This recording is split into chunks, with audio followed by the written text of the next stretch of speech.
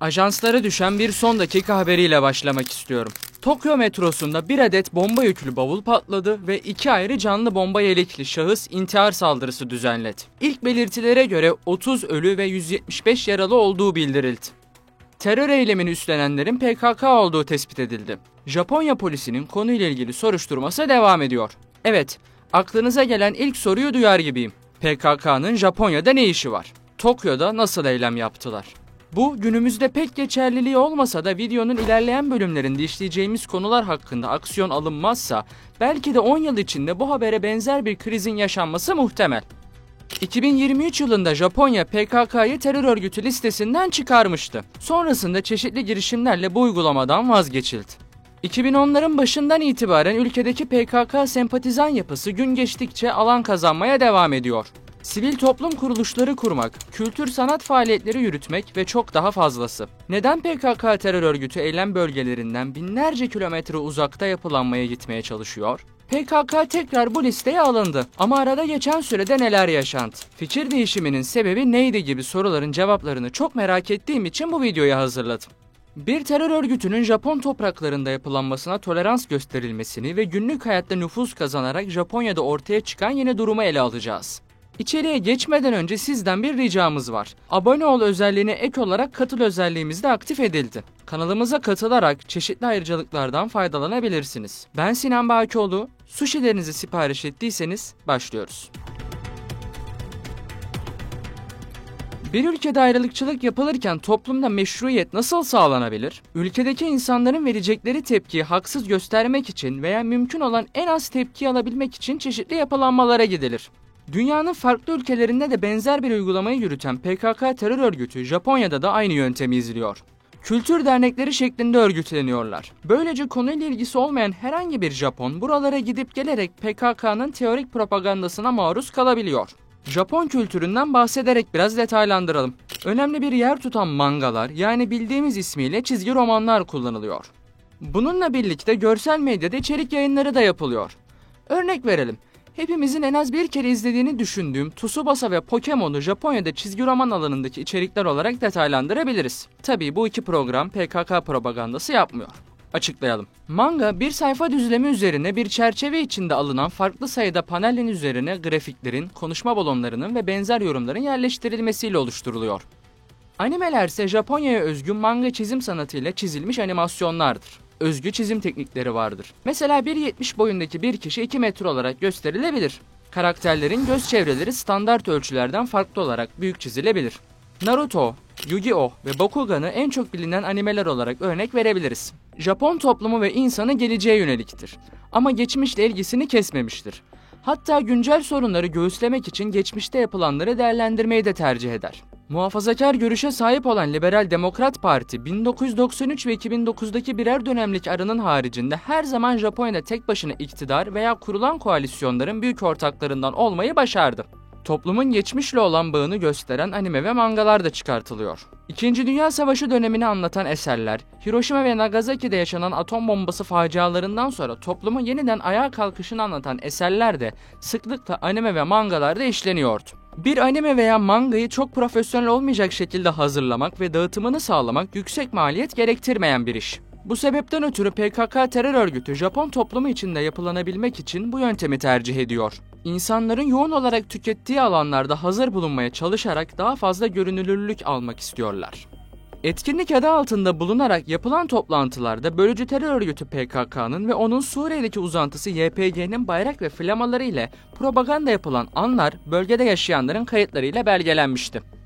2020 yılında Japonya'da yer alan bazı sol örgütler PKK'nın buradaki yapılanmalarıyla bir araya gelerek Tokyo Shibuya'daki polis merkezine yönelik saldırı eylemleri de yapmıştı.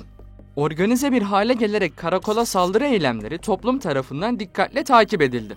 Çünkü bir polis merkezi her nerede olursa olsun yüksek düzeyde koruma altında olma ihtimali en fazla olan noktaların başında gelir. Bu durumda Japonya gibi kapalı topluma sahip bir ülkede ayrılıkçılık yapabilmek ve elde eden nüfuz dikkatle izlenmeli. Uzun yıllardır Japonya'da sokak hareketliliği görmeyen Japonlar bu durumu şaşkınlıkla karşıladı. Japon gazeteci Ishii Takaki 2023 yılının farklı dönemlerinde X hesabında yaptığı paylaşımlarda PKK terör örgütünün Japonya'daki faaliyetleri hakkında bilgi vermişti. 2023 yılında yapılan bir organizasyonda terör örgütü PKK'nın bayrakları ve elebaşı Apokod Abdullah Öcalan'ın posterleri açılmıştı. Toplantının amacı Nevruz'u kutlamaktı. Bu etkinlik Saitama'da gerçekleşti. Yüksek sesle çalınan örgüt marşlarından bölgedeki Japon vatandaşların huzursuz olduğu anlar paylaşılmıştı. Peki PKK terör örgütü bu faaliyetleri yapabilme serbestliğine nasıl erişebildi? 2023 yılının sonlarına doğru Japonya Adalet Bakanlığı'na bağlı olarak çalışan Kamu Güvenliği İstihbarat Teşkilatı'nın yayınladığı listede PKK yer almıyordu. Ancak PKK terör örgütü 2002 yılından itibaren Japonya topraklarından mal varlıkları dondurulması gereken terör örgütleri olarak belirtiliyordu. Ama İstihbarat Teşkilatı'nın güncelleme yaptığı listede başlıca terör örgütleri kapsamında yer alan bölüm ve ülkedeki genel eğilimler grafiğinde PKK terör örgütüne yer verilmemişti. Aynı listede El-Kaide, Boko Haram, Eşşebab, DAEŞ, Japon Kızıl Ordu ve Aum Shinrikyo gibi uluslararası ve lokal terör örgütleri vardı. 2023'ün Aralık ayında Japonya'nın Ankara Büyükelçiliği, PKK'nın Japonya'da terör örgütü listesine tekrar alındığını duyurdu. Büyükelçilikten yapılan açıklamada, Kamu Güvenliği İstihbarat Teşkilatı'nın uluslararası terör örgütleri listesinin bulunduğu internet sayfasının kısa zaman önce güncellendiği ve yenilenen listede yer almadığı görülen PKK'nın listeye eklendiği paylaşılmıştı. Resmi web sitelerinde şöyle bir duyuru ile paylaşılmıştı. Japonya Kamu Güvenlik ve İstihbarat Ajansı'nın web sitesi geçtiğimiz gün güncellenmiş olup bahse konu sayfa şu anda silinmiştir. Japonya hükümeti PKK'yı 2002 yılı itibariyle terörist ve benzeri gibi mal varlığı dondurulması gereken örgütler arasına dahil etmiştir ve PKK tarafından gerçekleştirilen terör eylemlerini kınamaktadır. Japonya hükümetinin bu politikasında herhangi bir değişiklik yoktur. Türkiye Cumhurbaşkanı Erdoğan, Birleşmiş Milletler İklim Değişikliği Çerçeve Sözleşmesi 28. Taraflar Konferansı'na katılmak üzere gittiği Birleşik Arap Emirlikleri'nde Japonya Başbakanı Kishida ile konuyu görüşmüştü. Gazeteci Takaki yaptığı açıklamada bir gazeteci olarak Japon yetkililere seslendim ve terör örgütlerinin faaliyet göstermesinin tuhaf olduğunu bildirdim ifadelerini de kullanmıştı. Ek olarak Takaki, Türkiye Cumhuriyeti Devleti'ni, Türk milletini bu konuda uyarmak istediğini belirten açıklamalar da yaptı. Ancak Japonya'nın Saitama eyaletinde Saitama halkı bunu anlamaya çalışırken sinirlenmeye başlıyor. Türkiye Cumhuriyeti'ndeki dostlarımı bu konuda bilinçlendirmek isterim dedi. Japonlar 20 Şubat 2024'te ülkelerindeki PKK terör örgütü yapılanmalarına karşı geniş çapta bir protesto yürüyüşü düzenledi. PKK terör örgütü Japon topraklarında Kürt-Japon Kültür Derneği adıyla yapılanıyor.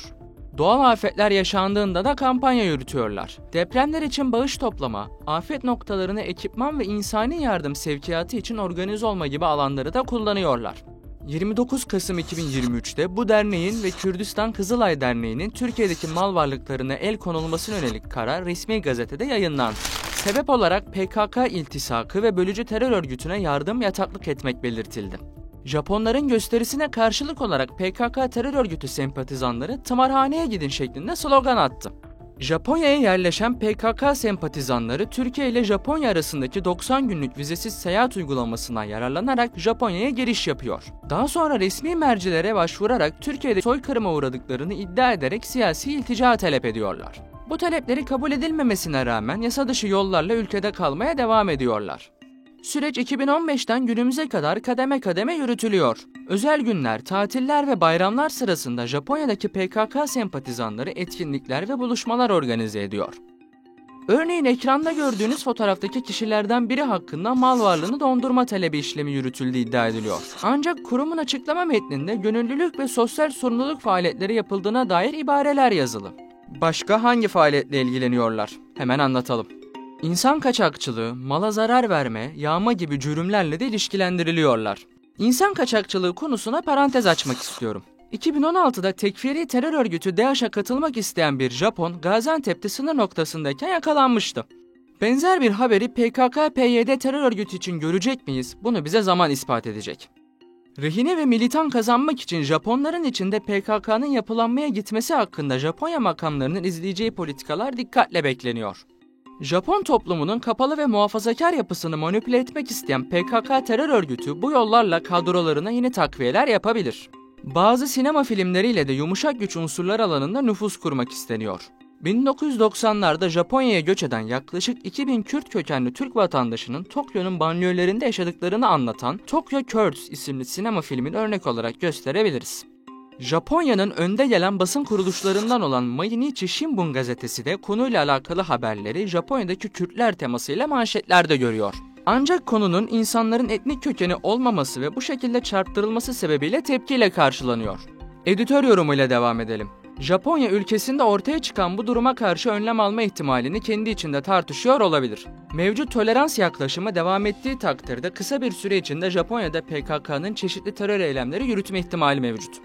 Sabotaj, suikast, bombalı saldırı, canlı bomba, bölgedeki farklı toplum gruplarına yönelik ayrıştırıcı saldırılar gibi eylem biçimlerine yönelebilirler. Türkiye-Japonya ilişkileri 1890'da Japonya'da batan Ertuğrul Fırkateyn'in maneviyatı üzerine inşa edildi. Türkiye'deki askeri aparatı neredeyse tamamen etkisiz hale getirilen bölücü terör örgütünün farklı ülkelerde yapılanma kazanması, özellikle de Türkiye'ye çok uzak topraklarda bu faaliyetleri yürütebilmesi, dikkatle izlenmesi gereken bir nokta olarak karşımızda duruyor. Farklı ülkelerin PKK terör örgütü ve uzantıları ile ilişkileri devam ediyor. PKK'yı halen terör örgütü olarak tanımayan ülkelerdeki lobicilik faaliyetleri güçlendirilerek bölücü terör örgütünün farklı noktalarda nüfuz kazanmasının önüne geçilebilir. Videomuzun orta kısımlarında bahsettiğimiz Japon toplum yapısında tüketilen sanat, kültür, edebiyat, sinema alanlarında PKK terör örgütünün yaptığı saldırıları ve yaşattığı acılar hakkında edebi eser üretimi yapılabilir. Japon toplumu yardımseverliği ve merhamet duygusuyla ön plana çıkıyor. Örneği çeşitlendirmek için belirtmek istiyorum. Uygur Türkleri ve Tibetlilerin de Japonya'ya sığınma talepleri kabul görebiliyor. Fikirlerinizi ve görüşlerinizi yorumlarda bekliyorum. Bu tarz daha fazla içerik için GZT'ye katılmayı ve abone olmayı unutmayın. İzlediğiniz için teşekkür ederim.